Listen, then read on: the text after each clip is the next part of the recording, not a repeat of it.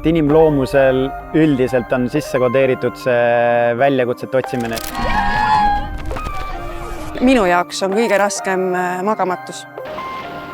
Ma leian, et ilma eesmärkideta elul ei ole absoluutselt mõtet.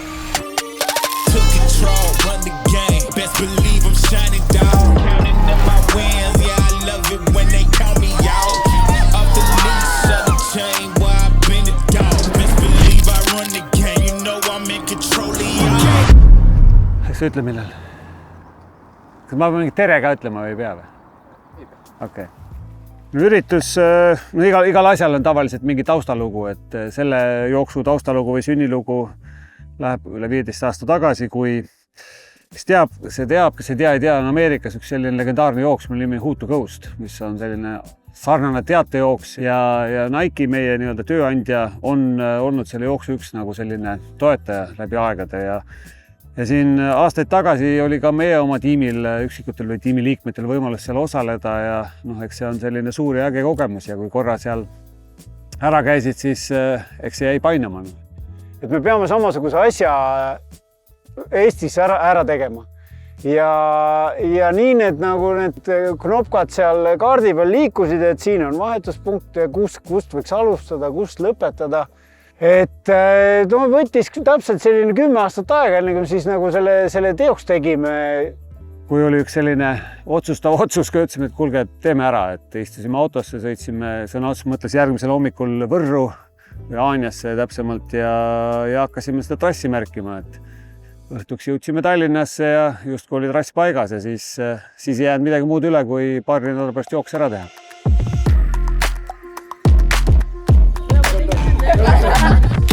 1, 2, 3, let's get it. Never met another that could do it like I did it. First things first, I secured the bag. I'm so fly and my jet don't lag. I get to the bag every single day. 25-8 on the go on the lane. Tere hommikust! No nii, meil siin on tantsuala. Nii et näita mulle paar muuksi. Mulle meeldivad alati need hommikused kogunemised. Need esimesed seal Munamäe tipus, nagu see esimene start antakse. Minul on alati see, et mul on midagi läinud südame alt natukene nagu härdaks või nii, et see emotsioon, see rahvas seal koos, see on hästi ilus hetk. See aasta siis me laseme stardijoonele 176 tiimi. Need kohad registreeriti jaanuaris alla minuti täis. Ma tean, et ettevõtetes istuti niimoodi, et jagati ära, et 10 inimest korraga erinevate arvutite taga tegeles selle registreerimisega ja kellel siis oli õnne, kellel ei olnud. Suve jooksul on nii vähe nädalavahetusi, mida kasutada ja see nädalavahetus on alati see, mille puhul mina ei kahtle, kas sellest asjast osa võtta või mitte. Sa saad esiteks terve kauni Eestimaa läbi sõita, mis käia paikades, kuhu võib-olla muidu iga päev jõuaks. Selles valguses on see juba nii eriline sündmus. Ma ütleks isegi, et see on võib-olla siuke laulupidu. Igal tiimil on oma playlistid, oma ergutus, muusikad, ma ei tea, sloganid. Ma isegi ei tea ühtegi teist üritust, kus sa tegelikult oled põhimõtteliselt võib-olla üks päev varem juba 3 päeva oled koos ja tegelikult see üritus nagu kestab.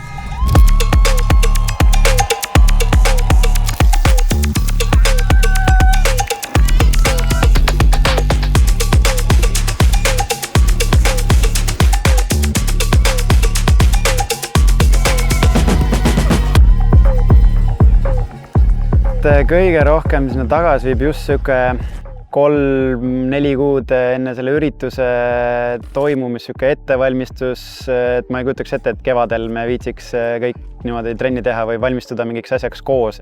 Ma arvan, et iga sõpruskonna või iga inimese, kes on üksteisega nagu lähedane, on üks selliseid lähendavamaid kogemusi on ühiselt kannatamine.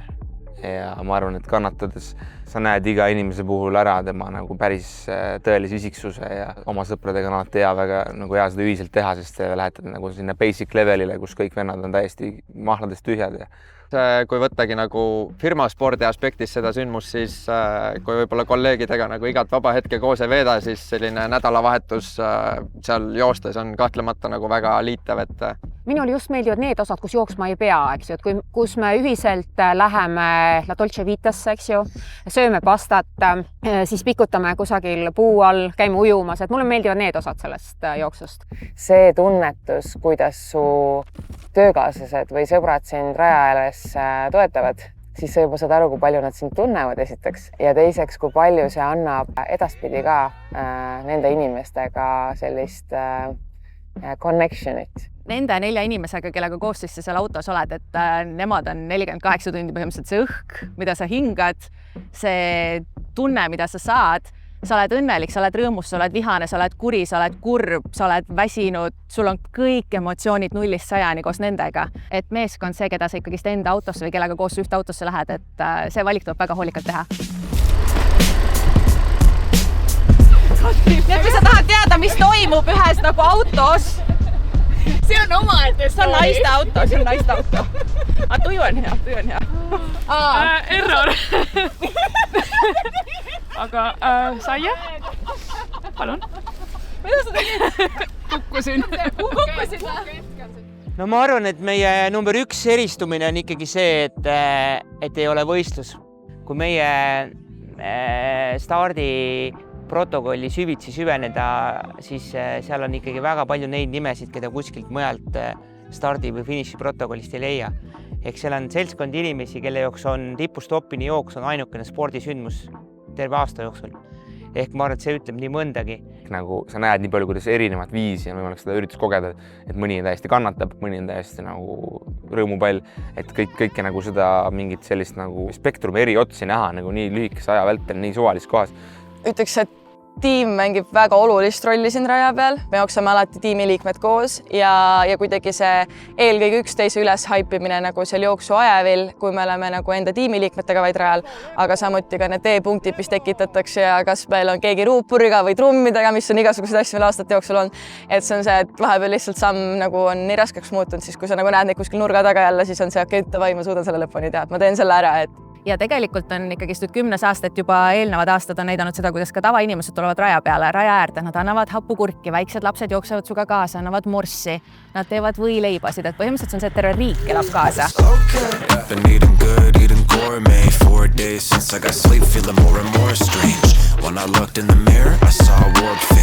Watch me turn a tour date to a court case. What's a consequence? I never heard of it. I've been playing with fire, don't give it.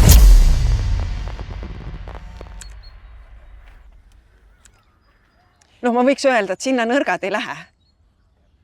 Et ma arvan, et jah, sellest vaimsest poolest sa saad seal teiste toetusel üle, aga kui on mingi vigastus või asi, et oled nagu sunnitud katkestama, siis see oleks kõige hullem. Et võib-olla sa juba näed üksteisel näost ära, et kellel mingil hetkel seal jooksul raskem ja ta võib-olla ei suudagi enam sulle vaikselt öelda seda, et tal on raske nüüd.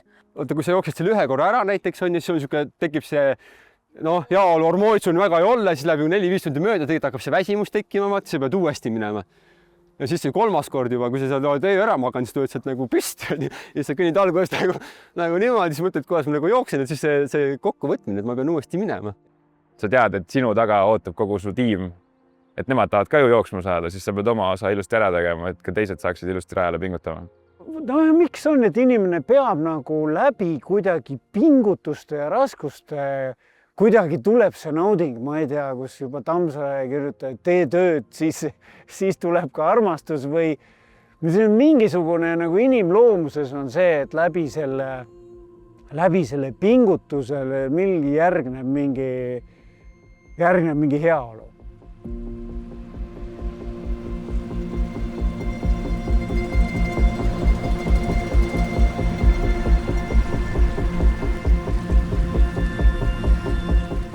Suures plaanis pingutamine, ma ei tea, kas pingutamine ise, aga see liikumine annabki ju tegelikult laob selle vundamendi selliseks nagu terveks eluks. Nii vaimses kui füüsilises mõttes.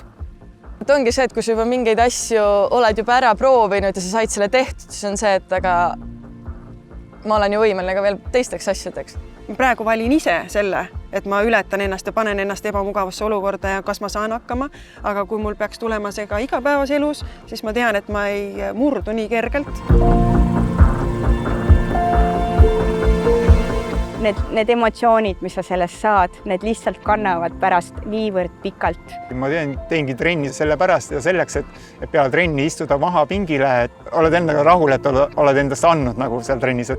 Kahju, et läbi on, samas tore, et läbi on, aga siis mõtled jälle, et tahaks juba järgmist aastat. See on selline emotsioonide ja tunnete kogum, ülim vabanemine ja joviaalne.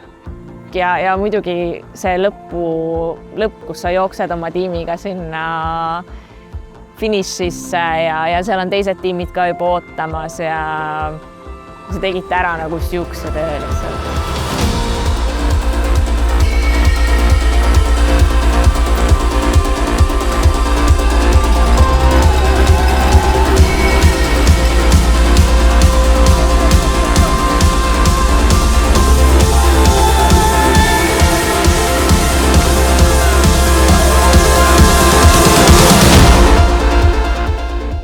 Ma ütlen kõigile inimestele, kes seda ei ole veel avastanud, et vali oma sport ja tee.